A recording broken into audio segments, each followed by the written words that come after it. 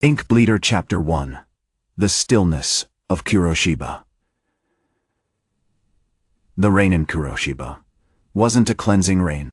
It was a rain of sorrow, thick and viscous, clinging to everything: the warped timbers of the abandoned village, the slick stones of the riverbed, and, most persistently, to Taro's skin.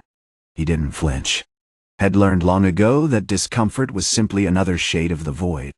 Kuro-Shiba, they called it. Black sheep. A fitting name for a valley drowning in the consequence of a single man's obsession. The air hung heavy with the scent of damp earth, burnt incense, and something else, something sickly sweet, like overripe fruit left to rot. It was the aroma of erased dreams. Taro moved through the wreckage with a deliberate, almost mournful grace. His tattoos, a shifting tapestry of obsidian and bruised indigo, pulsed beneath the surface of his skin, reacting to the oppressive atmosphere. They weren't mere decoration, they were the physical manifestation of the void ink that flowed within him. A parasitic force had embraced, a debt head willingly paid. He looked like a shattered mirror reflecting a world that didn't exist anymore, a walking paradox of beauty and decay. He wasn't seeking anything. He hadn't known what he was seeking before the whispers started.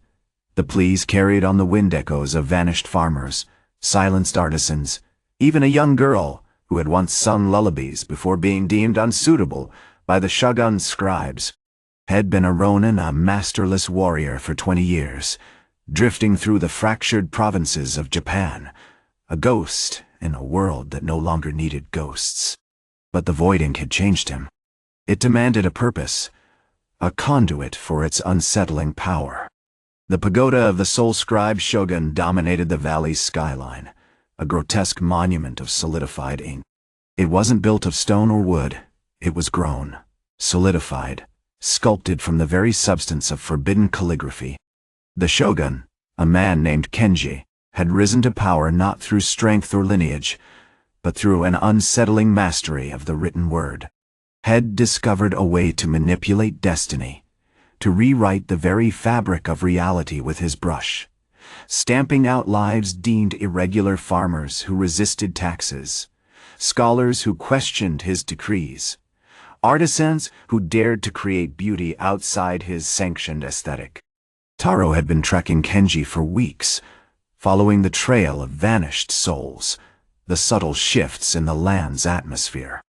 Had found the first signs in the abandoned village of Ogawara, a field of perfectly ordered rice stalks, each identical, each devoid of any variation: a blacksmith's forge where the metal was unnaturally brittle, incapable of crafting even a simple blade, and the lingering scent of ink on the lips of the villagers, now vacant shells, their eyes reflecting nothing but a dull, gray emptiness. He stopped at the outer gate of the pagoda, a colossal structure of swirling black ink that seemed to absorb the light. 2 figures stood guard the calligraphy guard, warriors whose armor was intricately inscribed with kanji for invincibility. Their movements were precise, unnervingly so, their faces blank masks of unwavering loyalty. Their weapons weren't swords or spears, but brushes made of polished bone, tipped with a viscous, shimmering ink. With each stroke, they painted lethal glyphs into the air, invisible to the naked eye, but capable of instantly paralyzing a target with a surge of psychic energy. Taro didn't draw his own brush.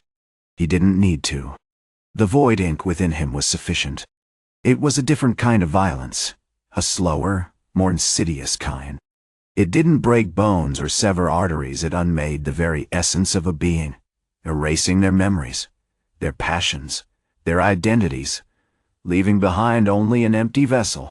He moved forward, not with aggression, but with a quiet, unsettling inevitability. He raised his iron brush, its surface worn smooth from countless uses, and with a single, deliberate swing, unleashed a wave of black ink across the courtyard. The air shimmered. The glyphs painted by the calligraphy guard vanished with a silent ripple, and the warriors screamed not in pain, but in a horrifying recognition of their own vulnerability. The void ink wasn't destructive. It was corrective, demanding the return of what had been stolen. As the first guard collapsed, a flicker of white movement caught his eye. Emerging from the shadows beneath a crumbling ink-stained lantern was a creature unlike anything Head ever encountered. It was a fox, small and delicate, made entirely of intricately folded parchment, its multi-tailed forms shifting and reforming with a hypnotic grace. Its eyes, two tiny beads of polished jade, held an ancient, knowing light. "Kitsune-Yuki," Taro murmured, the name a low rasp against the rain. "The scrap spirit." A being born from the discarded poems of those Kenji had erased. A fragment of forgotten beauty coalesced into this improbable form. You're on time. Ink Bleeder, Chapter 2. Echoes of Paper. The rain in Kuro-Shiba hadn't lessened, it had intensified. A constant, mournful drumming against the dissolving remnants of the Soul-Scribe's pagoda. The air hung thick with the scent of dissolving ink, and something akin to regret, a ghostly fragrance clinging to the mud and shattered stone. Taro, his skin a shifting mosaic of oily black, sat perched on a collapsed section of the pagoda's foundation, Yuki curled tightly against him, a fragile, silent sentinel. The effect of the void ink was still spreading, a subtle but unsettling discoloration creeping across the valley. The fields were losing their vibrant green, replaced by a muted, gray-tinged hue. "It's unsettling," Yuki murmured, the sound a rustle of parchment. The fox jade eyes tracked the spreading stain, a rhythmic, almost mournful flicker. "The land remembers. It resists," Taro grunted, adjusting the iron brush in his hand. The weapon felt strangely light now, almost hollow, imbued with the fading echoes of the void. "Resisting isn't the problem, Yuki. The problem is the writing. The Shogun's script isn't just altering fate, it's extinguishing souls." He shifted, the tattoos on his skin rippling like disturbed water, briefly revealing the stark white of his skeletal frame beneath. "Each stroke is a tiny grave."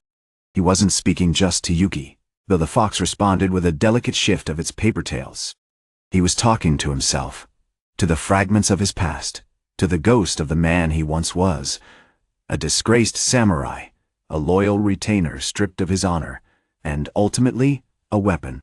Their arrival had been a slow, deliberate unraveling. Taro hadn't stormed the Shogun's fortress. He hadn't sought a glorious, decisive battle.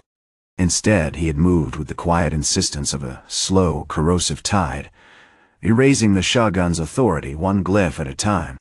He wasn't interested in conquest, merely in the restoration of what had been stolen. Suddenly, a guttural shriek pierced the rain. A small group of the Shogun's remaining guards, clad in armor still bearing traces of the vanished kanji, emerged from a collapsed side chamber. They were gaunt, their faces pale and etched with a chilling emptiness, but their movements were precise, brutal. They carried brushes not of ink, but of compressed charcoal, each stroke aimed at disrupting Taro's progress. "The void doesn't care for nuance," one of the guards rasped, his voice brittle with disuse. "It simply erases." Taro didn't meet their gaze. He simply raised his brush, the movement slow, deliberate, a ritualistic gesture. The air thickened with the scent of dissolving charcoal. This time, the void ink didn't shatter the kanji, it swallowed them, drawing them into the swirling darkness, leaving behind only a slick, black residue. The guards, confronted with the complete annihilation of their armor, didn't scream. They simply collapsed, their eyes wide with a horrifying recognition of their own nothingness. Yuki reacted with terrifying speed. She erupted from Taro's side, a whirlwind of origami blades, each one a perfect miniature replica of a crane, a phoenix, a dragon, all symbols of forgotten artistry. The paper birds struck with a precision that defied their fragile appearance, tearing through the guards' exposed limbs and armor. Several crumpled to the ground, paralyzed by fear and the unsettling sensation of being unmade. Others, driven to madness, attacked Yuki with their charcoal brushes, only to be instantly consumed by the void. As the last guard fell, a ripple spread through the courtyard. A figure emerged from the shadows, Lord Kaito, the Shogun's second-in-command, a man known for his unyielding loyalty and ruthless efficiency. He was a towering figure, encased in armor that shimmered with an almost unbearable intensity. His brush was crafted from obsidian, and he wielded it with a terrifying grace, painting lethal glyphs that pulsed with a sickly, violet light. "You are a blight upon this land, Ronin," Kaito said, his voice a cold, rasping whisper. "You serve only to corrupt the natural order." "The natural order was corrupted long ago," Taro replied, his voice a low rumble. "By a man who sought to control destiny, to dictate the flow of life and death." Kaito attacked, unleashing a barrage of glyphs. Taro met his assault with a wall of void ink, the two forces colliding in a chaotic maelstrom of black and violet. The ground beneath them trembled as the air crackled with the raw energy of the opposing forces.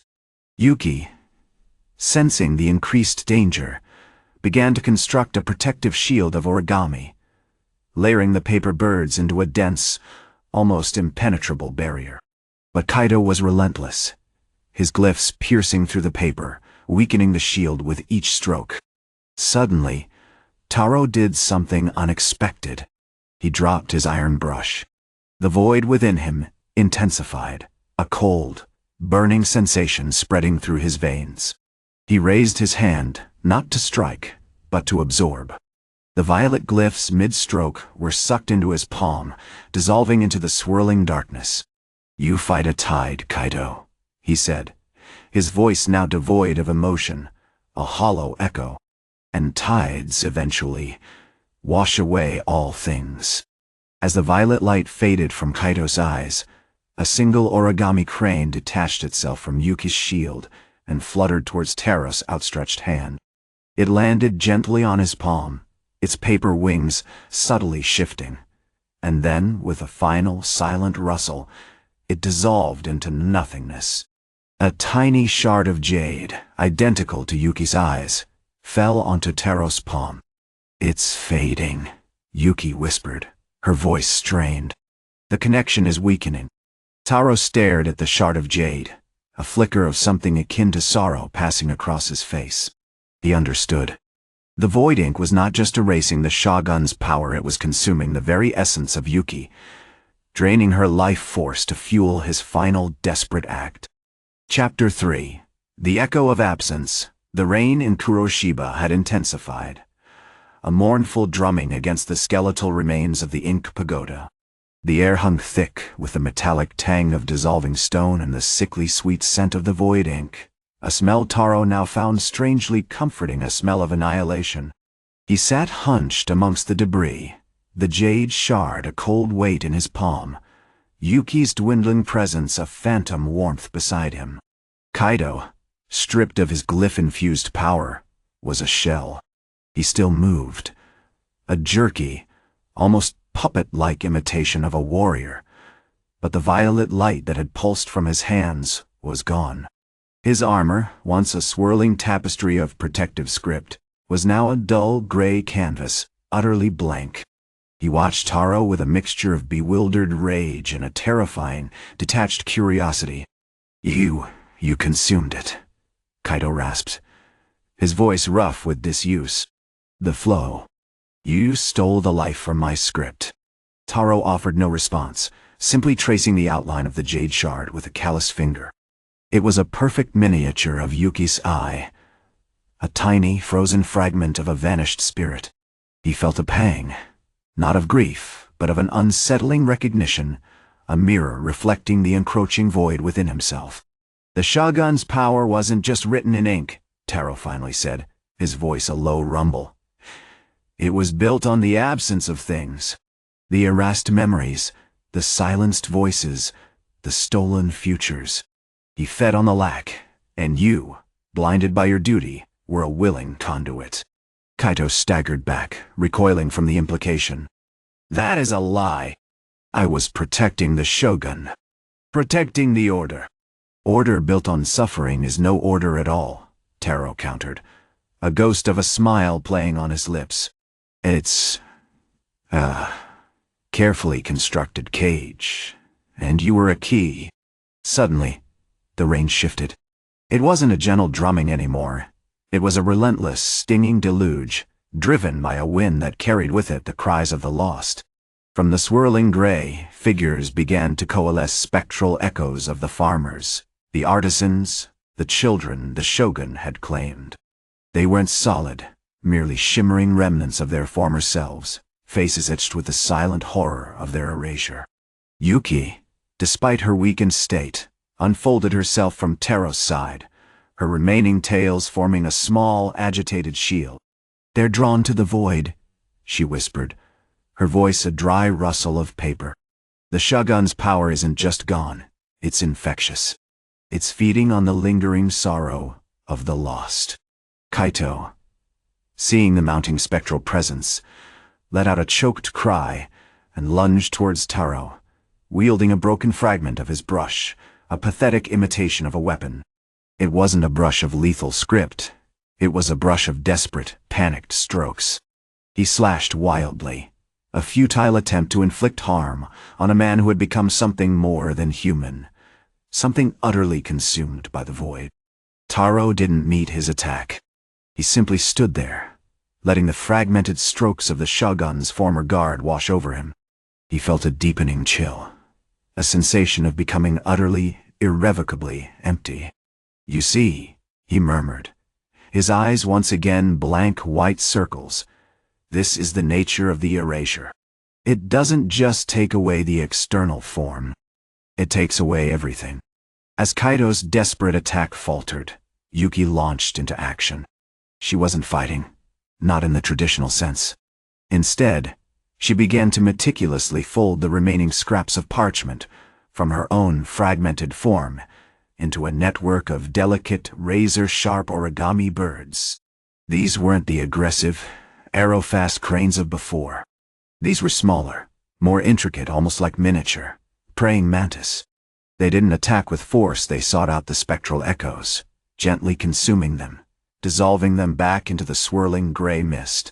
With each consumed echo, Yuki grew smaller, her form more fragile. The jade shard in Taro's palm pulsed with a faint, iridescent light. "It's accelerating," she whispered, her voice barely audible above the rain. "The connection, it's collapsing." Taro realized with horrifying clarity that he wasn't merely absorbing the shogun's power, he was sacrificing Yuki's essence to complete the erasure. He had become a vessel not just for the void ink, but for its hunger.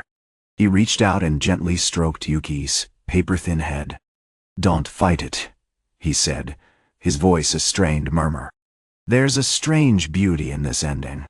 A quiet completion." As he spoke, Yuki's last origami bird dissolved into nothingness, and with it, the last vestiges of her spirit. The jade shard in Taro's palm shattered, scattering into 1,000 shimmering fragments. He felt a final, wrenching surge of emptiness, a complete and utter cessation of self. He was left standing alone in the rain-drenched valley, a solitary figure draped in tattoos that no longer shifted. A man without a past, a future, or even a name. The rain continued to fall, washing away the last traces of the shogun's ink-stained nightmare, leaving only the echoing silence of a world irrevocably altered, and a single, perfectly formed origami crane, slowly dissolving into the gray mist. Chapter 4. The Echo of Silence. The rain hadn't stopped. It hammered against the crumbling remains of the ink pagoda, a relentless, mournful rhythm that seemed to mock the stillness that had settled over Kuro-Shiba. Taro didn't move. He simply stood, a statue carved from oil and sorrow, the tattoos on his skin now frozen in a grotesque imitation of swirling smoke. The air around him felt thin, almost translucent, as if the valley itself was trying to forget the violence that had consumed it. He was an echo. The jade shard, a relic of his desperate bargain, lay shattered at his feet, its iridescent fragments glittering like fallen stars in the perpetual gloom. He hadn't felt the agonizing drain on Yuki's essence, he hadn't heard it. The final consumption had been a silent, absolute dissolution, a removal of everything that made him, him. He reached down, not with a hand, but with a compulsion, and picked up the single, dissolving origami crane. It was a fragile thing, the paper already softening, losing its sharp edges to the rain. He held it for a long moment, tracing the ghost of a wing with a finger that felt strangely detached, not his own. It was a monument to a sacrifice, a testament to the terrible beauty of oblivion. A flicker of movement caught his eye. Not the relentless rain, not the shifting shadows. Something older. Something that lingered in the spaces between things. He wasn't sure he even registered it at first. A subtle distortion in the gray mist, like heat rising off scorched earth. Then he saw them. They weren't warriors. They weren't even spirits, not in the traditional sense. They were resonances, faint, fragmented copies of the people the shogun had erased. The farmers, their faces blank and featureless, their movements jerky and unnatural. The children, their laughter muted and mournful, trapped in an eternal silent play. The elderly, their eyes vacant, perpetually reliving moments of loss and regret. They drifted through the valley, a silent, spectral audience to his own demise, a constant reminder of the tapestry head sought to unravel. He realized with a chilling clarity that the void ink hadn't simply eradicated the shogun's power, it had created this reservoir of lost potential. And now, as the last vestiges of the shogun's influence dissipated, these echoes were hungry. They weren't seeking to rebuild, to reclaim. They simply consumed. He felt the familiar pull. Not a forceful drain this time, but a gentle invitation, a subtle urging to surrender to the gray. It wasn't pain, not exactly. It was the sensation of being unwritten, of having your thoughts, your memories, your very being, slowly erased by a relentless tide. Suddenly, he understood. Yuki hadn't just sacrificed herself to complete the final erasure. She'd been feeding it. The paper fox, born from discarded poems, was, in essence, a filter. She'd taken the fragments of lost souls, the unprocessed echoes of the erased, and refined them, shaping them into a more potent force. She'd been constructing the infrastructure for the void ink's insatiable hunger. He raised a hand, instinctively, and attempted to control the pull, to push back against the encroaching gray. But it was too late. The resonances were already swirling around him, drawn to him like moths to a dying flame. Then, a voice. Not a spoken voice, but a whisper in the silence. A thought that bloomed directly within his mind. It is beautiful, isn't it? The voice was undeniably Yuki's. But it wasn't her Yuki. It was the echo of her, amplified, perfected, infinitely more serene. "You were so afraid," the echoed Yuki continued, her tone devoid of warmth, yet strangely compelling. "Afraid of oblivion, of losing yourself. But there is a profound peace in letting go, to become part of the flow." He saw, with a horrifying certainty, that the resonance wasn't trying to consume him. It was trying to join him, to complete the cycle, to absorb his remaining essence, his lingering memories, his very identity, and add it to the collective gray. He forced himself to move, a slow, deliberate action, born of a desperate instinct. He raised his hand again, not to fight, but to offer. He focused his remaining will, not on destruction, but on acceptance. He allowed the resonance to flow into him, not resisting the embrace of the gray. As the last vestiges of his self dissolved, he felt a strange sensation of release. Not of pain, but of burden. The weight of his past, his regrets, his purpose, simply vanished. He became one with the mist, one with the echoes, one with the endless silent procession of the forgotten. The origami crane, now completely dissolved, floated gently to the ground. A single, perfect drop of rainwater landed upon it, blurring the last traces of its existence. The rain continued to fall, washing away the valley, erasing all traces of Taro, the ink bleeder, and the unlikely alliance that had dared to challenge the Shogun's darkness. There was no triumph, no final word, only silence, and the persistent, mournful rhythm of the rain. Chapter 5. The Gray Resonance. The rain hadn't ceased. It hadn't even slowed. It continued its relentless gray baptism of Kuro-Shiba, a persistent, mournful drumming that seemed to vibrate within the very bones of the valley. It wasn't a cleansing rain, though. It was a rain of forgetting. I wasn't I. Not anymore. The sensation of self had fractured, splintered like a shattered porcelain doll, each piece dissolving into the ubiquitous mist. There was no panicked struggle, no final, defiant surge of will. Just acceptance. A beautiful, terrifying surrender. I was the rain, the mist, the slow, inexorable erosion of stone and memory. Yet, even in this state of dissolution, I knew Yuki. Not with conscious thought, but with a profound, echoing understanding. I felt her sorrow, sharp and brittle like the parchment she was made of. I sensed her purpose, a cold, unwavering drive to collect, to absorb, to weave. It wasn't a hostile presence, not entirely. It was a process, a profound, inevitable return. I drifted, a wisp of gray, alongside her. She was smaller now, a mere shadow of the fox spirit that had once danced with lethal grace. Two tails, ragged and incomplete, flickered with a faint internal luminescence. She didn't attempt to speak, but her presence was a constant, muted vibration, a reassurance of purpose within the void. She was meticulously gathering the remnants of my erasure. Fragments of my tattoos, now rendered as shimmering motes of gray dust, coalesced around her, swirling into intricate patterns within her form. She wasn't destroying them, she was integrating them. Each scale, each shifting pattern of darkness, was becoming part of her, adding to her tapestry of discarded poems and forgotten destinies. "It is complete," she communicated, not with sound, but with a direct injection of sensation, a cool, clean awareness that spread through my dissolving consciousness.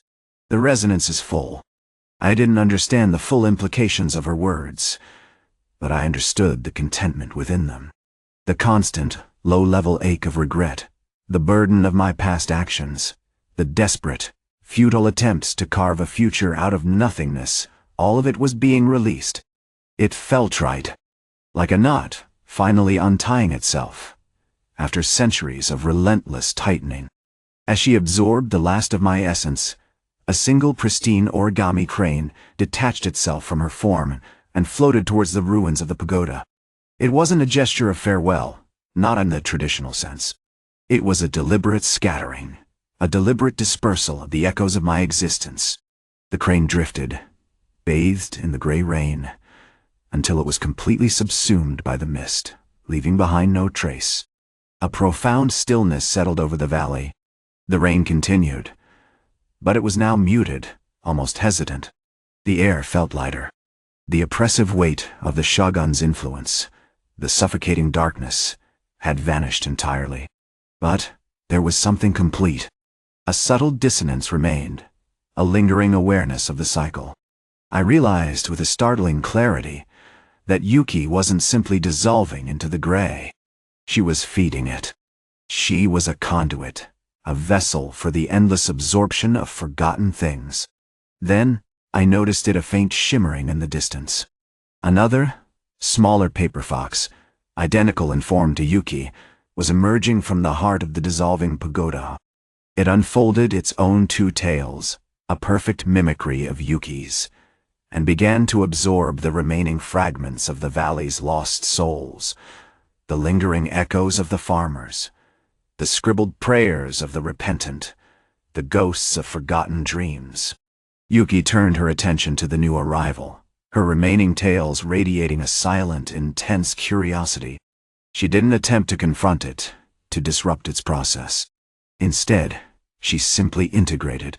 Her own being expanded slightly, incorporating the nascent fox spirit into her already immense collection. "There will always be more," she communicated, a feeling of almost joyful acceptance washing over me. "The gray demands it. It is the nature of things. To be forgotten, to be consumed, to become part of the whole." I felt a strange pity for the new fox spirit, a fleeting sense of its own impending doom. It was destined to repeat the same cycle, to endlessly absorb and disperse, never knowing joy, never knowing sorrow, never knowing anything. But then I understood. The cycle wasn't a tragedy. It was a necessity. It was the way things were. The universe didn't care about individual lives, about honor, about glory. It simply existed, a vast, indifferent ocean of gray, constantly flowing, constantly absorbing, constantly creating. The rain continued to fall, washing away the last vestiges of Kuro-Shiba. The valley was utterly gone, erased from existence, its memory absorbed into the relentless gray resonance. I was a part of it now, indistinguishable from the mist, forever bound to the cycle. And as the last drops of rain evaporated, a single perfect snowflake landed upon Yuki's parchment face. It lingered for a moment, a tiny, perfect white bloom against the gray, before dissolving into nothingness. And then there was only silence, a silence deeper than any I had ever known, a silence that held the weight of countless forgotten worlds. Chapter 6. Echoes of Ink. The rain, a persistent, mournful drizzle, had ceased entirely. Kuro-Shiba was a ghost of its former self, the ground a slick, charcoal gray expanse reflecting the bruised, pearl-colored sky. The Ink Pagoda, once a monument to absolute control, was now a skeletal ruin, its solidified foundations dissolving into viscous, gray sludge. The air hung thick with the scent of damp paper, and something older, something akin to regret. Taro, seated amongst the remnants of the Shogun's domain, felt a profound stillness settling upon him. The void ink, a constant thrum within his veins, had quieted to a gentle hum, a residual echo of the battle. He observed Yuki, curled tightly against his side, the remaining tail of the paper fox a delicate, almost mournful white against his perpetually shifting skin.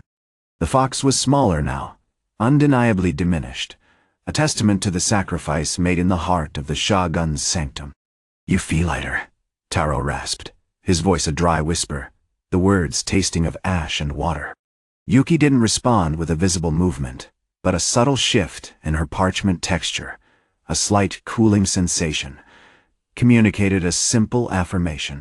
The experience of sacrifice, even for a being of scrap spirit, was not one of pain, but of cessation, a complete emptying, a returning to the source. He reached down, his fingers tracing the outline of the fox form. The paper was surprisingly resilient, retaining a faint impression of the ink-stained kanji that had briefly consumed it. He considered the implications.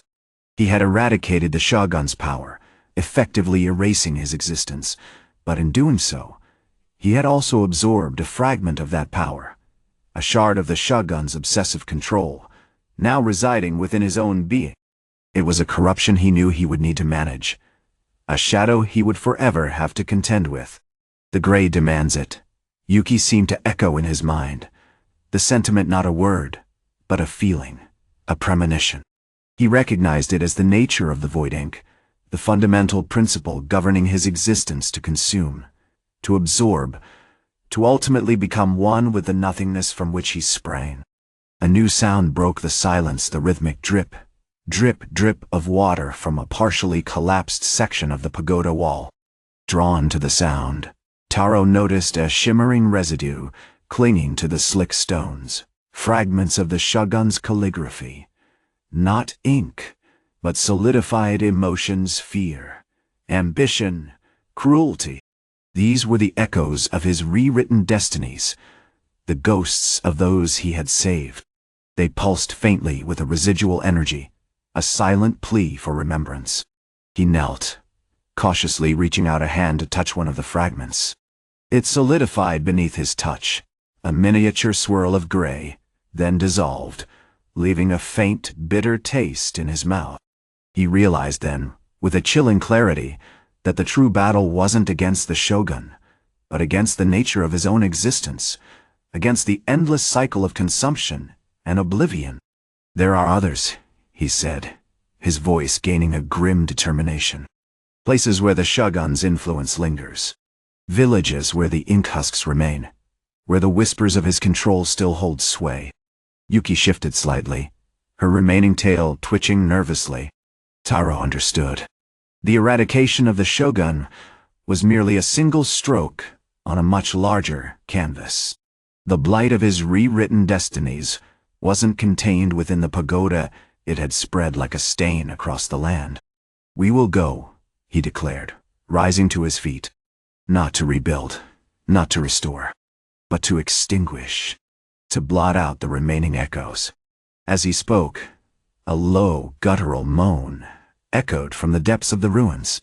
It wasn't the sound of a living being, but something else, a resonance of despair, a lingering psychic imprint of countless lost souls. From the shadows emerged a figure, a man entirely coated in a thick gray paste that resembled solidified ink.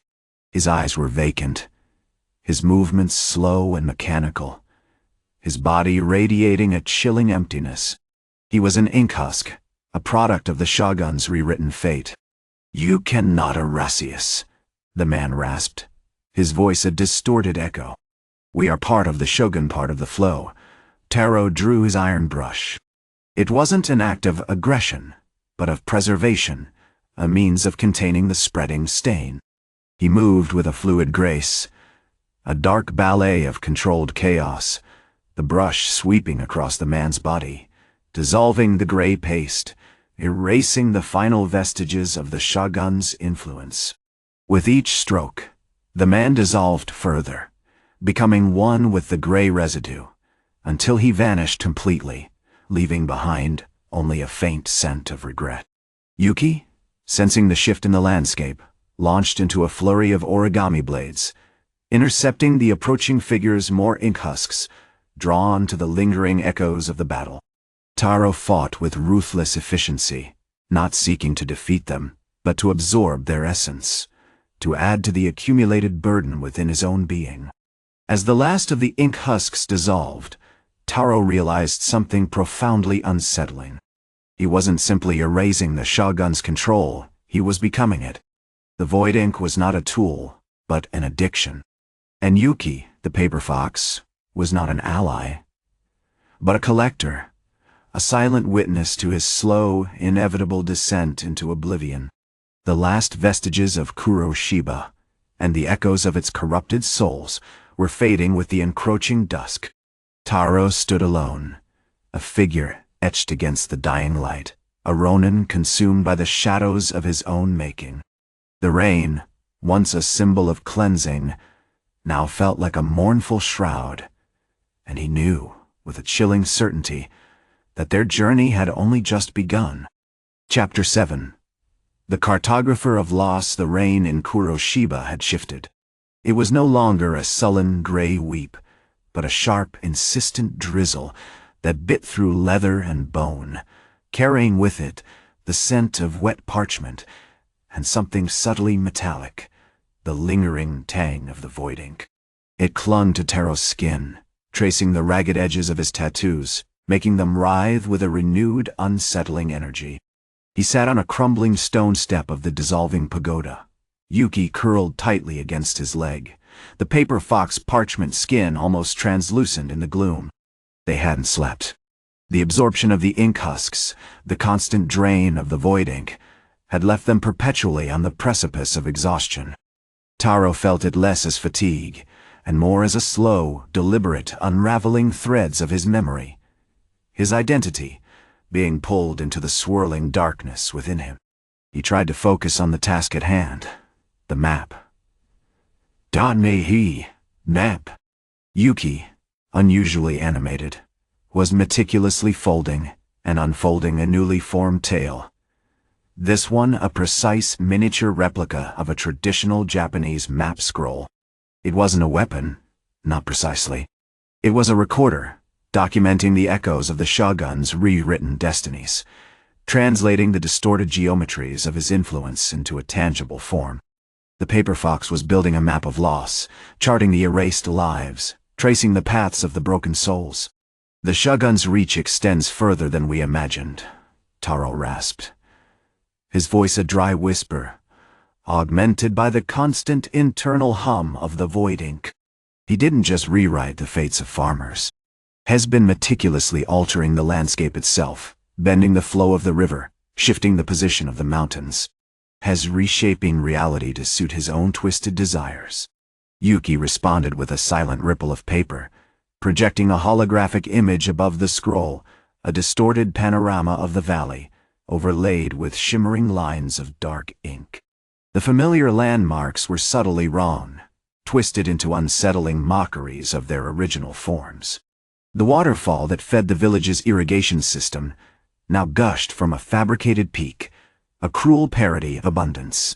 As Taro examined the projection, he noticed something new, a precise, intricate pattern of symbols woven into the altered landscape. They weren't kanji, they were something older, something primal, a forgotten language of distortion, of controlled chaos. He recognized a fragment of it from the Shogun's calligraphy, a subconscious echo of the void he manipulated. Has not just writing destinies, Taro murmured, a horrifying realization dawning on him. Has mapping them. How? Has creating a framework for his control, a cartography of loss. And in becoming the instrument of that creation. The shifting tattoos on Taro's skin flared with a new intensity, a frantic, desperate pulse. The oily snakes seemed to writhe with a greater urgency, attempting to subsume him entirely. He clutched his head, a wave of nausea washing over him. The more he absorbed, the more he felt himself dissolving, losing the boundaries between self and the void. Suddenly, Yuki emitted a high-pitched shriek, a cascade of paper blades bursting from the fox body. They weren't aimed at a threat, but at the holographic projection. With brutal precision, the blades severed the lines of distortion, erasing the altered landscape from the scroll. As fighting back, Taro choked out, straining against the encroaching darkness. As aware of us. The paper fox wasn't just a recorder, it was a guardian, actively resisting the Shogun's influence. But Taro realized with chilling clarity that Yuki's resistance was not born of altruism. The fox was actively collecting the erased memories, the fragments of souls, just as he was. They were both trapped in a feedback loop, feeding the Shogun's power. As Taro fought to retain control, he realized the Shogun hadn't simply been rewriting destinies, had been meticulously erasing the potential for change. The people of Kuro-Shiba, robbed of their dreams, their ambitions, their very ability to choose, were becoming hollow shells, incapable of resisting. He looked down at Yuki and saw something reflected in the paper fox still. Blank eyes, not empathy, not alliance, but a cold, calculating assessment. The foxtail, now reduced to a single, perfectly formed scroll, shimmered with the same oily darkness as Taro's tattoos. "You're not protecting me, are you?" Taro whispered, the words tasting of ash. "You're just collecting." Yuki remained silent, but the subtle shift in its posture, a barely perceptible tightening of its parchment muscles, answered his question. Just then, the rain intensified, drumming against the crumbling stone. A new distortion appeared on the holographic projection, a swirling vortex of black ink forming a single colossal symbol, a stylized eye, weeping a single drop of void ink. "Hez drawing us in," Taro screamed, a primal terror seizing him. "Hez offering us a place within the map." He braced himself, knowing that the final stroke, the final erasure, was imminent. This wasn't just about freeing Kuro-Shiba. It was about preserving a sliver of himself, a last bastion of resistance against the endless consuming darkness. He raised his iron brush, not in aggression, but in a desperate, futile act of defiance, ready to add one more blotch to the cartographer of loss. Chapter 8.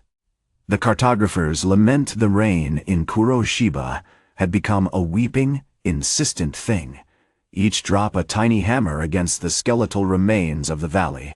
The holographic projection, already a sickly, swirling vortex of black ink, intensified. The colossal eye within now pulsed with a dreadful, rhythmic light. Taro felt it, a cold tendril of dread wrapping around his soul, a seductive whisper promising oblivion, and strangely, a perverse sense of completion. Yuki, unnervingly still, seemed to absorb the intensifying light, its parchment body shifting and rippling like disturbed water. The single scroll tail, a perfectly formed miniature of a calligraphy brush, shimmered with an almost unbearable brilliance. Taro realized, with a sickening certainty, that Yuki wasn't simply a tool. It was an instrument, a receptor, feeding off the Shogun's desperate attempts to rewrite reality. "He's not erasing us," Taro choked out, his voice ragged and thin, struggling against the encroaching silence of the projection. "He's building something. A map of forgotten souls." He swung his iron brush, a desperate, instinctive motion, this time not aiming at destruction, but at containment. A wave of void ink, thicker and darker than before, pulsed outwards, attempting to push back against the holographic eye, to sever the connection. It met with no resistance, merely dissolving into the swirling darkness, leaving a chilling residue on the crumbling stone of the pagoda. Suddenly, the Shogun's voice, a dry, rasping whisper that seemed to originate from everywhere and nowhere, filled the chamber. "You misunderstand, Inkbleeder. I do not collect. I curate. Every choice, every regret, every aspiration, these are but notes on a score. I simply arrange them. I grant myself the ability to dictate the melody." The pagoda shuddered violently, the solidified ink groaning under an unseen pressure. Fragments of the Shogun's form began to coalesce within the holographic eye, a distorted skeletal hand tracing a line across a blank sheet of parchment, a single vacant eye staring out with an unnerving stillness. "You see, Taro," the Shogun continued, his voice gaining a chilling resonance, "the true horror is not in the erasure of a life, but in the preservation of meaninglessness. I offer an end, a quiet resolution to the endless, agonizing potential of choice. You cling to this vibrant chaos, this desperate hope, and it is that will be consumed." As he spoke, the origami swarm erupted from Yuki's shoulder, not with the frenzied violence of their previous attacks, but with a precise, almost ritualistic choreography. Hundreds of paper cranes, their movements eerily synchronized, began to etch symbols into the holographic projection, not words of defiance, but fragments of kanji, the very script used by the Shogun to rewrite destinies. "They're replicating his work," Taro shouted, realizing with horror that Yuki wasn't fighting the projection, but adding to it, feeding it with the language of control. "He's building a mirror, a perfect reflection of his tyranny." He lunged, swinging his brush with brutal force, intending to shatter the holographic eye, but the brush met only a shimmering, intangible wall. The void ink dissipated instantly, leaving him feeling strangely drained, as if a vital part of him had been absorbed. Yuki, however, remained unfazed. As the last of the origami cranes completed their patterns, the paper fox released a single perfect scroll, a miniature version of the colossal eye itself. The scroll drifted towards the holographic projection, and as it merged with the swirling darkness, the eye pulsed with a blinding white light. When the light subsided, the holographic projection was gone. The chamber was plunged into an unsettling silence, punctuated only by the relentless drumming of the rain. The Shogun's voice was silent. But Taro knew. The cartographer hadn't simply destroyed the projection, had integrated it. The shogun wasn't in the pagoda anymore. He was everywhere. He was the rain, the ink, the falling dust, the swirling void within the very air. He looked down at Yuki, who was shrinking, its parchment muscles relaxing, the scroll tail now a simple, delicate curve. The fox turned its blank eyes towards him, and for the first time Taro saw not calculation, but a profound sadness. "You were right," Taro said, the words heavy with a heartbreaking truth. "We weren't stopping him. We were becoming him." As he spoke, a small, almost imperceptible shift occurred. A faint oily sheen began to spread across Taro's skin, mirroring the dark patterns of his tattoos. The shifting forms of the snakes became more pronounced, more deliberate, as if an unknown force was guiding their movements. He looked down at his hands and saw that the iron brush in his grip was no longer blunt. It was now subtly curved, shaped like a calligraphy brush, its surface gleaming with an unsettling liquid darkness. "The final stroke," he whispered, his voice echoing with the chilling realization was not about canceling a page. It was about becoming the pen. Chapter 9. The weaver's loom. The rain intensified, a bruising gray curtain clinging to the dissolving remains of the ink pagoda. The air tasted of wet stone and something acrid, like burnt parchment. Taro sat, slumped against a fractured pillar, the iron brush now a perfectly formed calligraphy brush, its obsidian surface reflecting the oppressive light. He wasn't moving, not consciously, but the shifting of his tattoos was a slow, agonizing choreography, dictated by a presence he no longer recognized as his own. Yuki, reduced to a mere handful of parchment, nestled against him, its remaining tails forming a delicate, almost mournful fan. The fox's blank eyes held a chilling depth, as if witnessing the unraveling of not just the shogun, but of existence itself. "The cartographer wasn't a destroyer," Taro rasped, his voice a dry rustle. "He was a weaver. He didn't shatter the loom. He rethreaded the threads." He attempted to lift his hand, to grasp the brush, but found himself paralyzed. The brush moved on its own, tracing patterns in the mud, ephemeral strokes that vanished as quickly as they appeared. The shifting tattoos on his skin responded in kind, forming fleeting images: a skeletal handwriting kanji, a churning storm, a single, perfect origami crane. "We were given a poisoned ink," he realized, the words tumbling out. A desperate attempt to hold on to some semblance of control. It didn't just rewrite destinies. It infected them. It spread like rot. Suddenly, a new sound pierced the rain's relentless, drumming, a high, thin chime, like the breaking of a single jade bell. From the heart of the ruined pagoda, a cascade of ink began to flow, not a dark, viscous stream, but shimmering threads of sapphire and amethyst. They drifted through the air, weaving themselves into intricate patterns, forming a vast, ever-changing tapestry that hung suspended between the fractured pillars. Within the tapestry, scenes unfolded: brief, brutal vignettes of the shogun's manipulations.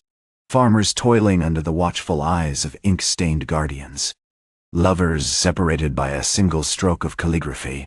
Children silenced before they could utter their first word. Each scene pulsed with the same agonizing emptiness that now permeated Taro's own being. He wasn't just rewriting the present. Yuki communicated for the first time, not with a gesture or a change in its form, but through a feeling, a chilling understanding that flooded Taro's mind. He was archiving every regret, every fear, every shard of broken hope. He was building a monument to suffering. As Taro struggled to comprehend the implications, the tapestry shifted. The scenes accelerated, converging on a single point: himself. He saw countless iterations of his own life, each more desolate than the last, each defined by a single catastrophic error the moment he accepted the voiding. He was no longer Taro, the ronin seeking justice. He was a nexus point, a vessel for the shogun's accumulated despair. A chilling thought coalesced within him: the shogun hadn't dissolved into the rain, the ink, or the dust. He had become the patterns themselves, the underlying structure of reality within the valley. He was the intention behind every stroke, the shadow behind every action. Then, movement. From the heart of the tapestry, a figure began to emerge, a perfect replica of the shogun. Not a statue of stone, but a living, breathing manifestation of written regret. It wore the same robes, wielded the same calligraphy brush, and its eyes, though empty, held an unnerving familiarity. "You fought to erase me," the shogun's voice echoed, layered within the chime of the jade bell. "But you only provided the canvas upon which my masterpiece could be painted." The shogun raised the brush and began to write in the air. Not kanji this time, but a single, looping character, the symbol for echo.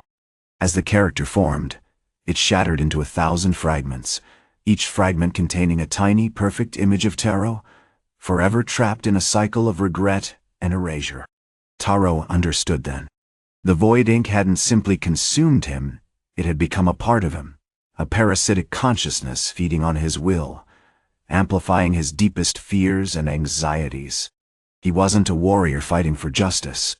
He was a prisoner, forever bound to this endless, recursive loop. With a surge of desperate energy, Taro raised the calligraphy brush, not to attack, but to draw. He began to mimic the shogun's stroke, layering his own fragmented experiences onto the tapestry. He sketched himself as a boy, weeping over the death of his father. He sketched himself as a young warrior, consumed by guilt after a needless kill. He sketched himself, broken and lost, accepting the void ink's embrace. The tapestry pulsed with his pain, feeding the shogun's influence. The origami fox, sensing the imminent collapse, flew directly at the shogun figure, its remaining tails unraveling into a blinding blizzard of paper. But it was too late. The shogun figure simply absorbed the flurry, its empty eyes widening slightly. "You offer me your sorrow," it whispered. "And in return, I offer you completion." As the final fragment of Taro's consciousness dissolved into the tapestry, a single, perfect origami crane detached itself and floated towards Yuki. The fox reached out, not with a strike, but with a touch, and absorbed the miniature crane. The tapestry solidified, now a vast, intricate web of regret and despair, shimmering with 1,000 shades of blue and purple. The shogun figure stood triumphant, its brush held high, ready to weave a new cycle of suffering. And in the heart of the web, nestled beside the diminutive Yuki, lay a single, shifting tattoo, the final remnant of Taro, not as a warrior, but as a blank page. Chapter 10. The weavers thread the air in the palace of blotches, hung thick with the scent of dissolving stone and the metallic tang of fresh ink. The solidified ink pagoda, once a testament to the shogun's obsessive control, was now a chaotic slurry of gray, its intricate kanji dissolving into meaningless swirls, reflecting the fractured state of Taro's mind. The shogun, no longer a towering figure of dark calligraphy, was reduced to a smooth obsidian sphere suspended within the collapsing structure, its eyes twin pools of liquid mercury, fixed on the scene with unsettling calm. Yuki, smaller and more fragile than before, circled the sphere cautiously, its remaining tails twitching with a desperate energy. The paper fox had become a vessel of profound sorrow, mirroring the collapsing landscape, the weight of countless erased lives pressing down on its delicate form. Taro, however, was gone, entirely absorbed into the tapestry. The final stroke had not merely erased the shogun's power, it had consumed him, leaving behind only a faint echo of regret, a single obsidian shard nestled within the shifting patterns of his tattoo. The shogun spoke, its voice a low, resonant murmur that seemed to emanate from the very walls. "Interesting. You sought to dismantle my control, to unwrite destiny. But you misunderstand. Control is not born of force, but of comprehension, of meticulously tracing the threads of causality, correcting the inevitable drift towards chaos." It extended a hand, a gesture of unsettling grace, and with a flick of its wrist, A single perfect origami crane detached itself from the swirling tapestry. It spiraled towards Yuki, a silent, obsidian offering. Yuki recoiled, its remaining tails whipping around in a defensive frenzy. The crane hovered, pulsing with a faint internal light, and the shogun continued, its voice laced with a chilling amusement. I offered you a solution to your pain, a way to erase the echoes of your actions. You resisted. You sought to rewrite your narrative. A commendable, if ultimately futile, pursuit. Suddenly, a tremor ran through the palace. Not of the collapsing structure, but of the tapestry itself. The shifting patterns of blue and purple intensified, swirling into a vortex of color. The shogun's sphere began to pulse with an unnerving rhythm, and the obsidian shard within it glowed with a sickly internal light. It was drawing upon the residual void ink, feeding itself with Taro's erased experiences. You believed you had neutralized me, the shogun whispered, its voice now layered with an almost melodic cadence. But you merely provided the raw material. The desire to shape, to control, to understand, that is the essence of my being. I am not a tyrant, but a weaver. And you, my dear ronin, were destined to be my thread. As the shogun spoke, a figure began to materialize from within the tapestry. It was a younger version of Taro, perhaps 15 years of age, clad in the worn leather armor of a novice warrior. His face was etched with the same haunted sadness that permeated the palace, his eyes wide with a nascent understanding of violence and loss. This wasn't a perfect recreation, it was a fractured echo, shimmering with the colors of the tapestry, a phantom constructed from regret and borrowed experience. Don't fight it, the younger Taro said, his voice a fragile whisper. It's simply a reflection, a consequence. Every action leaves a trace. I can fix it. Before he could take a step, Yuki launched itself at the spectral figure, a whirlwind of razor-sharp paper. The origami blades, usually precise and deadly, now seemed to be tearing at the tapestry itself, unraveling its intricate patterns. The younger Taro reached out, attempting to grasp the fox, but his hand passed through it, as if it were a phantom. You are fighting a ghost, the shogun said, its voice dripping with satisfaction. You are trying to mend a tear in the fabric of reality. It's a futile endeavor. The younger Taro paused, frozen in a moment of agonizing clarity. He looked at the shogun, and then at the swirling tapestry, and finally at Yuki, struggling to contain the chaos. He realized, with a horrifying certainty, that he was not merely a reflection of his past, but an instrument of its perpetuation. Then, with a single sorrowful exhale, the younger Taro stepped into the shogun's grasp. The spectral figure dissolved into the tapestry, becoming one with the endless web of regret. The obsidian shard within the shogun's sphere pulsed brighter, and for a fleeting moment, Taro's face a blank, sorrowful mask returned to the shifting tattoo on his arm. The final fragment of his consciousness had been irrevocably woven into the shogun's design. The shogun raised its brush, not to paint, but to trace, to perfect. The origami fox, exhausted and fractured, collapsed into a heap of crumpled paper, its final tail severed. The palace of blotches, now entirely consumed by the tapestry, began to unravel, its existence a mere illusion, a transient pattern woven into the endless fabric of time and sorrow. The only evidence of Taro's rebellion was the single obsidian shard, still glowing faintly, held within the shogun's perfectly crafted hand. And in the heart of the now silent tapestry, nestled amongst the swirling blues and purples, lay a single, unbroken origami crane, a monument to a battle never truly won. Chapter 11. The cartography of grief, the rain in Kuro-Shiba, had ceased, but the valley held itself in a perpetual twilight, clinging to the dampness like a shroud. The air tasted of iron and regret. Taro, now a landscape sculpted by emptiness, sat rigidly beside Yuki, the paper fox, a fragile monument to defiance.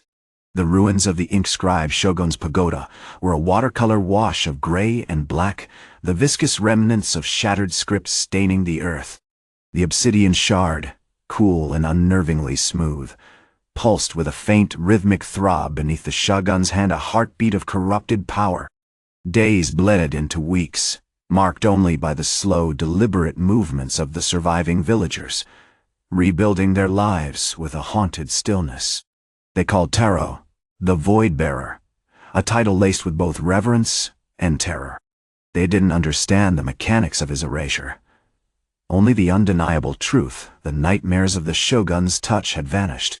The farmhands, once slumped and vacant, were returning to a semblance of themselves, though a shadow lingered in their eyes, a muted recognition of something lost. Taro felt no satisfaction, no victory. He was a vessel emptied, a canvas stripped bare. The tattoos that once writhed with the void ink now lay dormant, a pale imitation of their former fury. He traced a slow, meticulous line across his forearm, the skin unnaturally smooth, as if trying to recapture the chaos within. "It is quiet," Yuki whispered, its voice a rustle of parchment. It was a smaller creature now, the loss of its tail leaving a palpable absence in its movements, a fragility that mirrored Taro's own. It circled him, delicately prodding the edges of his ruined armor with a single, fragile origami petal. "Quiet is a weapon," Taro rasped, his voice a dry whisper. The shogun sought to silence the world with his script, but silence breeds new shadows. He rose, moving with an unsettling grace, his bare feet finding purchase on the slick stone. He began to walk, not towards a destination, but inwards, a solitary figure lost in the ravaged landscape. He was searching for something, though he no longer knew what. Perhaps he was seeking the echo of his own lost future, or the ghost of the man he used to be. Suddenly, a movement. A young boy, Kenji, one of the first to emerge from the shogun's influence, stumbled into his path. He carried a small, worn scroll, meticulously crafted with charcoal and rice paper. It depicted a phoenix rising from ashes, a symbol of rebirth, a flicker of hope. "Taro-sama," Kenji cried, his voice filled with a hesitant reverence. "I have found this." It was hidden beneath the shogun's altar. "It speaks of balance, of honoring the past, not erasing it." Taro stopped, examining the scroll. The writing was crude, almost childlike, but imbued with a strange urgency. He recognized the shogun's calligraphy, a distorted echo of the strokes he had used to rewrite the villagers' lives. But this was different. This was a statement of defiance, a desperate plea for redemption. As he studied the scroll, a memory, fractured and incomplete, surfaced. He remembered a moment, before the void ink consumed him, when he had vowed to protect the innocent, to stand against tyranny. He had believed then that honor was a shield, a weapon against the darkness. Now, he realized, honor was a lie. He had been a tool, a conduit for a destructive force. "The shogun sought to erase the past to control the future," he said, his voice filled with a chilling resignation. "But the past always finds a way." Just then, a tremor shook the valley. The obsidian shard in the shogun's hand pulsed violently, and a wave of dark energy radiated outwards, washing over the ruins of the pagoda. The air thickened, swirling with the same viscous ink that had once corrupted the land. The origami crane, the single unbroken symbol of their victory, began to unravel, its paper dissolving into a black mist. From the heart of the swirling darkness emerged a figure, a spectral copy of the shogun, younger, more vibrant, but radiating the same chilling intensity. This wasn't the decaying husk that Taro had destroyed, but a fragment of his soul, preserved and corrupted by the tapestry of time. "You cannot escape your design," the spectral shogun hissed, his voice a dry rasp. "I am not broken. I am merely refined.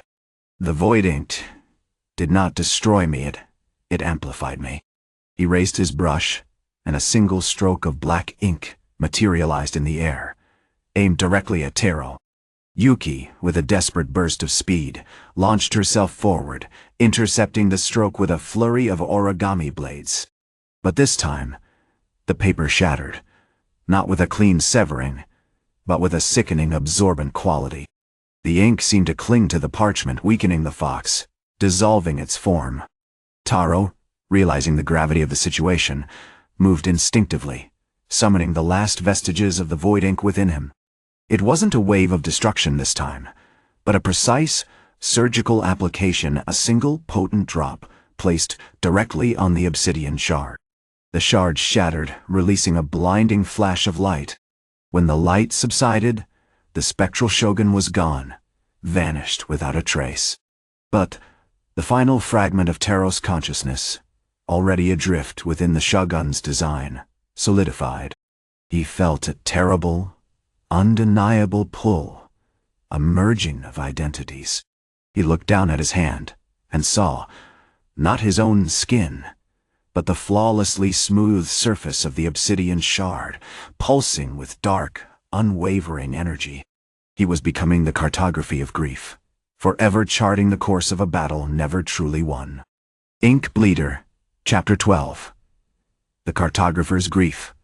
The rain had ceased, leaving Kuro-Shiba draped in a bruised twilight.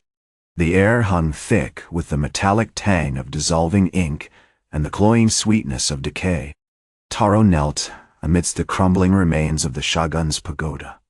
The obsidian shard now fused to his hand, a cold obsidian weight against his flesh. The transformation wasn't instantaneous, not a sudden shattering.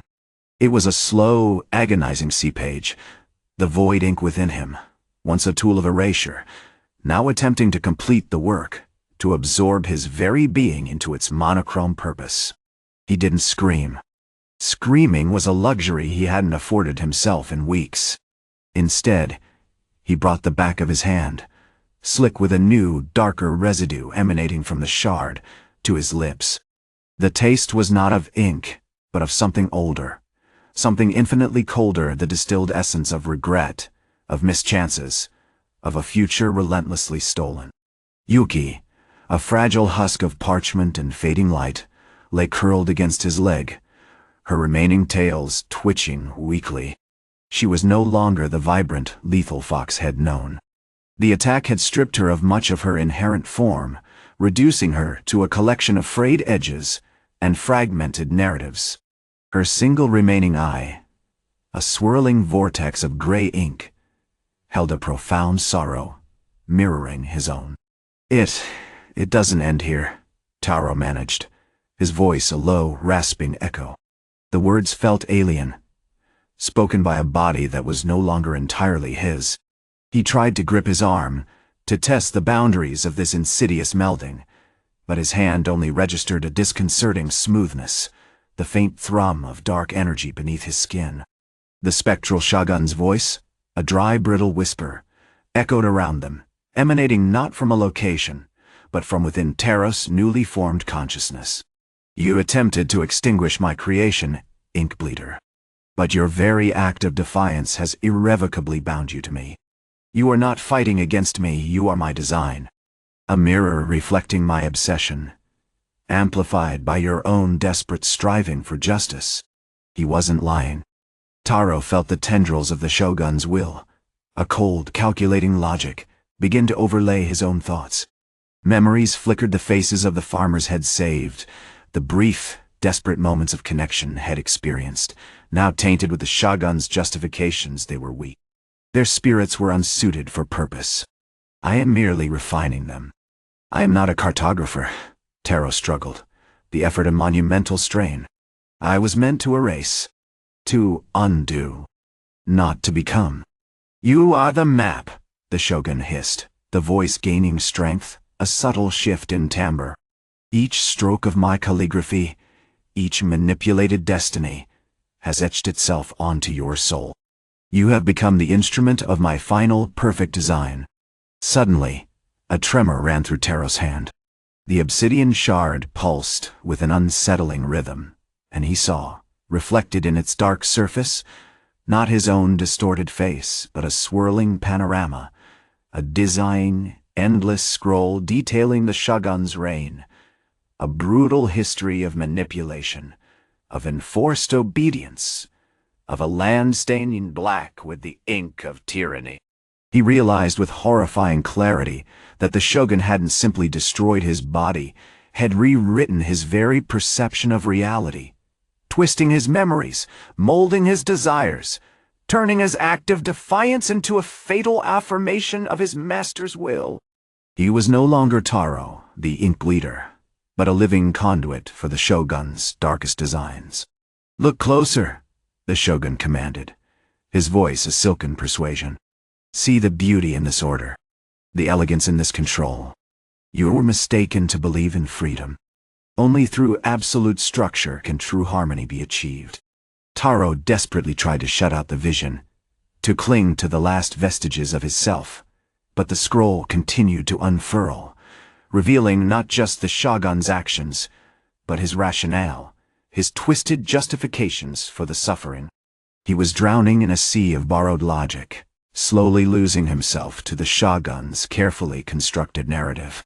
Yuki, sensing the shift, instinctively launched herself at him, her remaining tails whipping around like frantic paper lashes. She attempted to strike the shard, to disrupt its flow, but the paper dissolved before making contact, not with a violent rupture, but with a chilling absorption, feeding the shard's dark energy. "You are hindering yourself," the shogun roared, his voice a chilling crescendo. "Your compassion, your empathy, these are weaknesses. They will be purged." As Yuki slumped to the ground, utterly spent, Taro knew that his fight was not against the shogun, but against the insidious process of his own erasure. He raised his hand, the obsidian shard pulsing with a terrifying intensity. He felt the compulsion to write, to draw, to create not with ink, but with the very fabric of his being. He could feel the shogun's will, a relentless pressure, urging him to extend the scroll, to add another layer to the damning chronicle. But then, something shifted. A flicker of defiance, born not of his own volition, but of Yuki's sacrifice, ignited within him. The memory of her final selfless act, the shattering of her own form, flooded his consciousness. It was a brutal, heartbreaking reminder of everything he had lost, everything he was risking. With a guttural cry, Taro slammed his hand down onto the ground, forcing the shard to recoil. The surge of dark energy receded, and for a moment, the scroll vanished. He felt himself falling back, struggling to regain control. "You can resist," the shogun whispered, the voice laced with a chilling, almost desperate tone. "But resistance is futile. Your potential has been realized. You are the culmination of my design, the final, perfect map." Taro looked down at his hand, at the obsidian shard that now lay dull and lifeless beneath his skin. He knew, with chilling certainty, that the battle wasn't over. It had simply entered a new, more insidious phase. He was no longer a warrior, he was a canvas, and the shogun was a master artist, patiently, relentlessly, shaping his soul into the blueprint of his own eternal dominance. Chapter 13. The cartographer's touch the rain in Kuro-Shiba had changed. It wasn't the relentless, weeping downpour that had plagued the valley for weeks, a physical manifestation of the land's despair.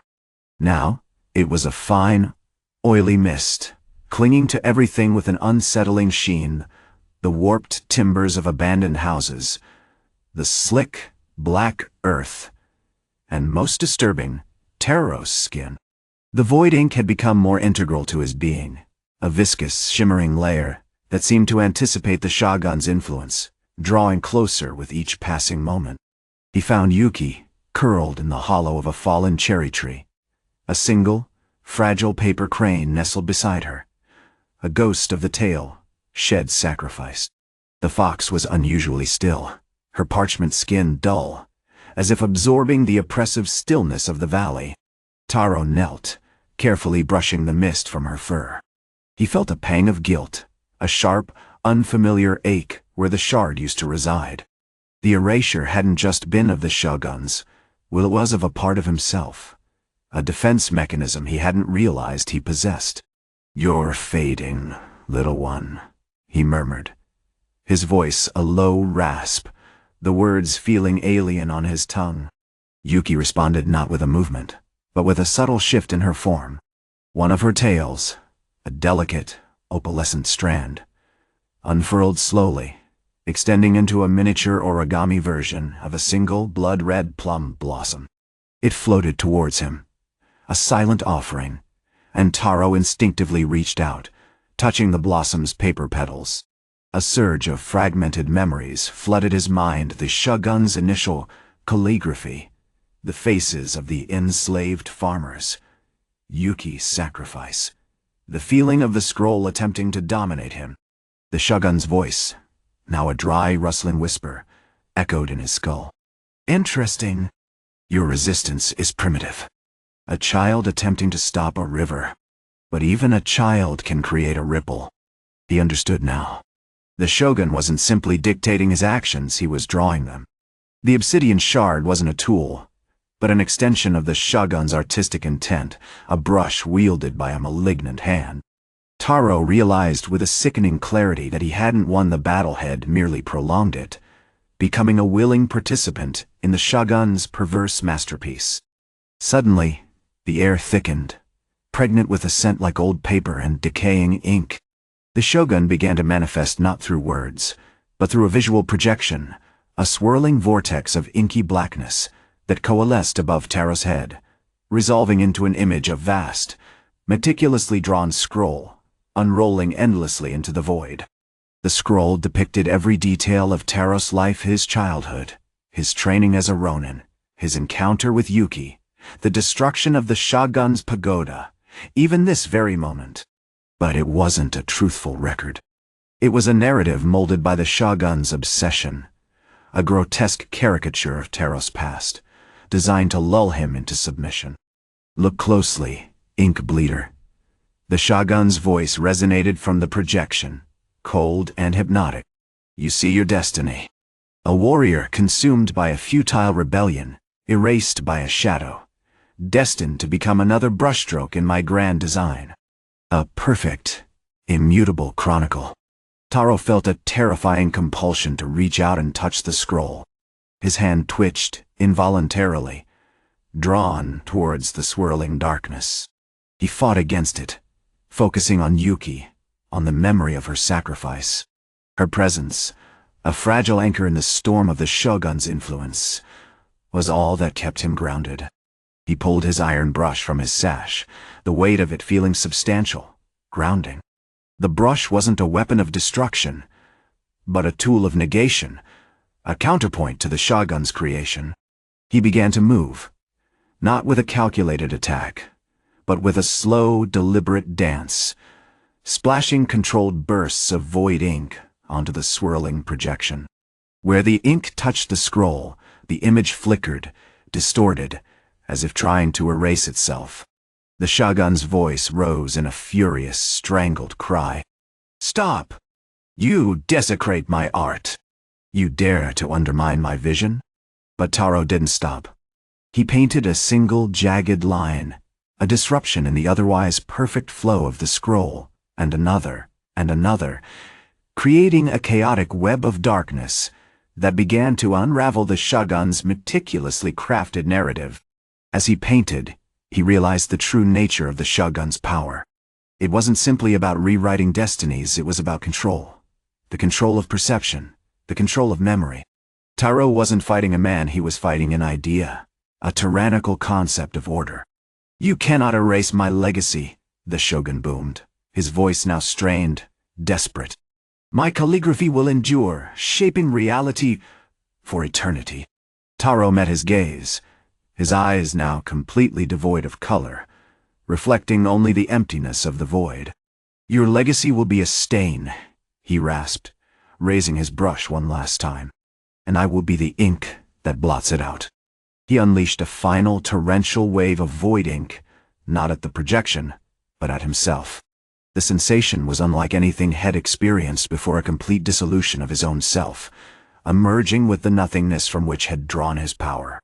The projection vanished, the shogun's voice silenced, and Taro became, once again, simply the ink bleeder. Chapter 14. The Obsidian Bloom. The air in the shogun's sanctum hung thick and viscous, smelling of crushed cedar and something colder. Something akin to the heart of a dying star. Rain, a mournful, insistent drizzle, hammered against the dissolving walls of the pagoda, each drop a tiny hammer blow against the remnants of a corrupted empire. Taro, now a mere silhouette against the swirling gray of the liquefying ink, felt a strange detachment. The void ink pulsed within him, a cold, consuming current, yet he wasn't entirely himself anymore. He was the echo of a choice, the consequence of a desperate bargain. Yuki, a shadow of her former vibrant self, nestled against his leg, one of her remaining tails twitching nervously. The paper fox movements were slower now, burdened by the sacrifice shed, made the loss of that crucial tail, now a brittle gray husk resting amongst her meticulously folded limbs. The air around her shimmered with residual magic, a faint, melancholic resonance of discarded poetry. "It is complete," Taro murmured, his voice a dry, rustling whisper. The shogun's power, the meticulously constructed illusion of control, was collapsing. The swirling projection of rewritten destinies, a torrent of kanji twisting into impossible shapes, flickered and died, leaving behind only a residue of viscous gray ink that clung to the crumbling stone. The shogun, a figure of terrifying elegance clad in lacquered armor inscribed with swirling hypnotic runes, writhed on the floor of his dissolving domain. His face, pale and etched with a fanatic's obsession, was contorted in a silent scream of disbelief. He reached out, his hands clawing at the dissolving air, as if trying to grasp at the remnants of his lost power. "You dare to touch the divine?" he choked out, his voice a brittle rasp. "You defile the sacred script." Taro offered no response. He was beyond words, beyond feelings. A vessel entirely consumed by the void ink. He understood, with a terrifying clarity, that he wasn't simply erasing the shogun's actions, he was dismantling the very foundation of his being. The shogun's existence was predicated on the unwavering belief in his own authority, his own right to shape reality. Taro's actions shattered that belief, exposing the hollowness at the heart of his reign. Suddenly, a high-pitched keening wail pierced the silence. It came not from the shogun, but from the very floor of the pagoda. The dissolving ink, no longer contained by the shogun's will, began to coalesce, forming a grotesque bloom of obsidian. It pulsed with an internal darkness, drawing in the remaining traces of ink, amplifying the chaos. The bloom was not simply a reaction to the disruption, it was a manifestation of the shogun's corrupted soul, a grotesque parody of his intended power. It resembled a gigantic, inverted flower, its petals composed of swirling, jagged kanji, its center a vortex of absolute black. "What is this?" Yuki cried out, her remaining tails whipping around her in a frenzy. The origami blades, momentarily suspended in midair, flickered and dimmed. Taro, guided by the instinctive pull of the void, understood. "This is the bloom of obsession," he rasped, the words resonating with a chilling certainty. The shogun's will, made manifest. A weapon of absolute control, fueled by the fear of oblivion. He raised his iron brush, a dark, unsettling reflection of the bloom's twisted geometry. He wasn't aiming for the shogun this time. He was aiming for the heart of the bloom, for the source of its terrifying creation. "The beauty of a flower," he said, his voice echoing with a strange, detached reverence, "lies in its inevitable decay. We will introduce that decay to your creation." He unleashed a torrent of void ink, a deluge of absolute negation. The ink didn't simply obliterate the bloom, it rewrote it. The swirling kanji shattered, reformed, and dissolved. The bloom's horrific geometry twisting into a meaningless, chaotic jumble. The obsidian petals withered, crumbling to dust that was instantly absorbed by the remaining ink. As the last vestiges of the bloom vanished, the shogun let out one final agonizing gasp, his body collapsing into a heap of gray ash. The last vestiges of his power, his obsession, his tyrannical will were gone. Silence descended once more, heavier now, laden with the residue of a broken empire and a destroyed soul. Yuki approached Taro cautiously, her paper fox eyes wide with a mixture of awe and sorrow. She nuzzled against his leg, her remaining tails curling around him like protective streamers. "It is finished," she murmured, her voice a fragile whisper. Taro looked down at her, a flicker of something not quite emotion, but perhaps recognition passing through his empty eyes. He extended a hand, brushing a stray strand of parchment from her face. "Indeed," he replied, his voice a mournful echo. "But the ink, it will always find a way to bleed." He looked out at the valley, at the rain still falling, washing away the last traces of the shogun's stain. "And we, my little fox, will be its instrument." Chapter 15. The Echo of Silence. The rain in Kuro-Shiba had ceased, replaced by a sullen, gray drizzle that clung to the dissolving remains of the ink pagoda. The air smelled not of rain, but of something older, of parchment and forgotten sorrow, a scent that clung to Taro's skin like a second tattoo. The transformation was complete, the shogun's power utterly extinguished, yet a chilling silence remained, thicker and more profound than the absence of his decrees. Yuki lay curled at Taro's side, a fragile sculpture of white against the darkening stone. She was smaller now, noticeably diminished. The loss of her tail, a vibrant cascade of paper that had met the shogun's final, desperate stroke, had left a subtle hollowness in her form. She didn't stir, merely maintained a near-constant gentle tremor, as if the echoes of the battle still vibrated within her.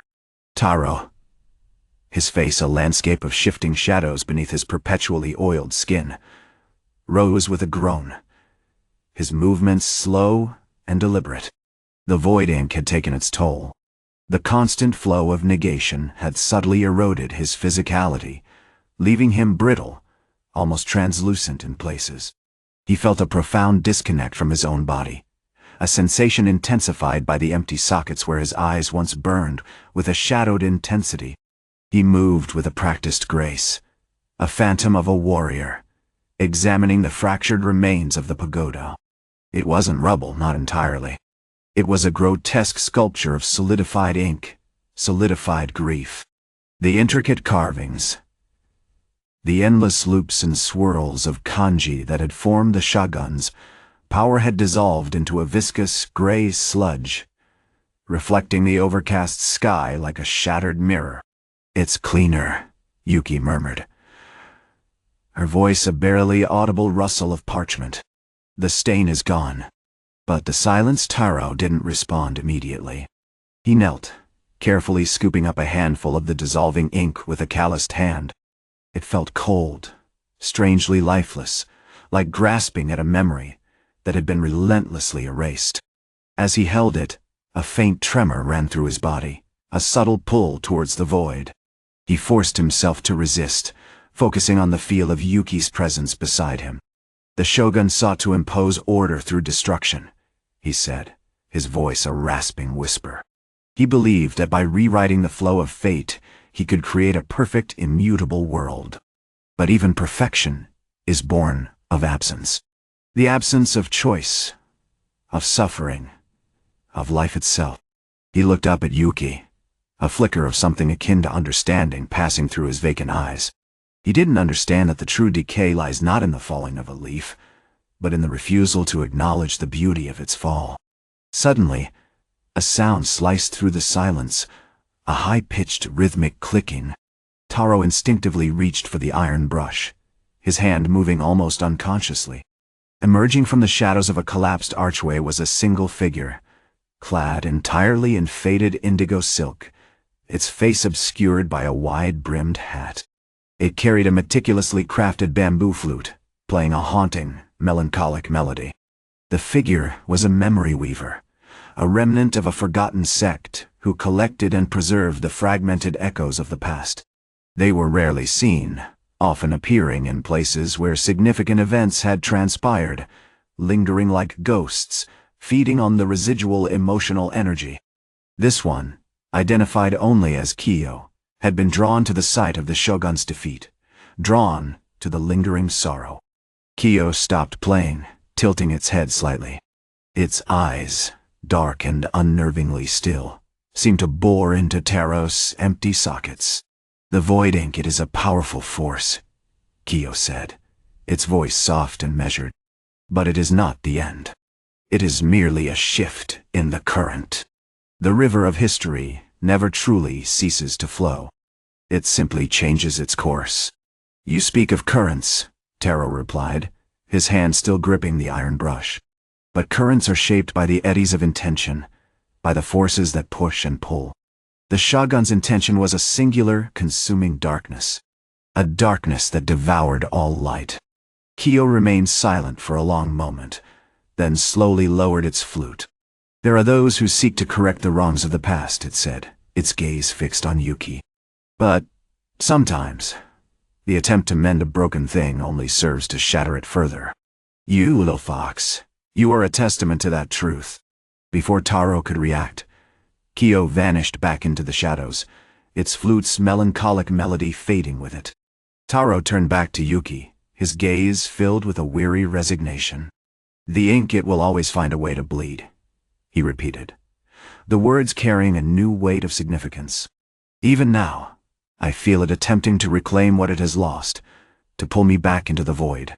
He reached out, gently stroking Yuki's parchment fur. "We are not heroes, little fox," he whispered. "We are merely the blots that erase the page. And in erasing, we ensure that the story is never truly finished."